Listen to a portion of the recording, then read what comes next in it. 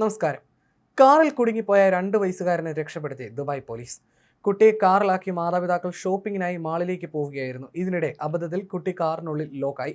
Shopping മാളിലെ parking സ്ഥലത്തായിരുന്നു വാഹനമുണ്ടായിരുന്നത്. കാറിനടുത്തേക്ക് കുട്ടിയുടെ മാതാവ് എത്തിയപ്പോഴാണ് കുട്ടി വാഹനത്തിനുള്ളിൽ കുടുങ്ങിപ്പോയത് കാണുന്നത്. ഇതിനോടകം തന്നെ കാറിനുള്ളിൽ കുട്ടിക്ക് ശ്വാസതടസ്സം നേരിടുകയും വെപ്രാളം കാണിക്കാൻ തുടങ്ങുകയും ചെയ്തു. കുട്ടിയെ രക്ഷിക്കാനാവുന്നത്ര ശ്രമിച്ചിട്ടും കഴിയാതെ വന്നതോടെ ദുബായ് പോലീസിന്റെ സഹായം തേടുകയായിരുന്നു. വിവരം ലഭിച്ചയുടൻ ദുബായ് പോലീസ് സ്ഥലത്തെത്തുകയും കുട്ടിയെ അതിവേഗം കാറിന് പുറത്തേക്ക് എത്തിക്കുകയും ചെയ്തു.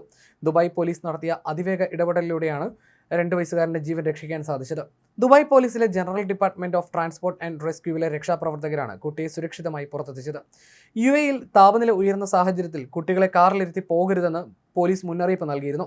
ഇത്തരത്തിൽ അശ്രദ്ധമായി കുട്ടികളെ കാറിലിരുത്തി പോകുന്ന രക്ഷിതാക്കൾക്ക് 5000 ദിർഹത്തിൽ കുറയാത്ത പിഴ ലഭിക്കുമെന്നും മുന്നറിയിപ്പ് നൽകിയിരുന്നു. കനത്ത ചൂടുള്ള കാലാവസ്ഥയിൽ കുട്ടികളെ കാറുകളിൽ തനിച്ചാക്കി പോകരുതെന്നാണ് വാഹന ഉടമകൾക്ക് പോലീസ് നൽകിയിരിക്കുന്ന നിർദ്ദേശം.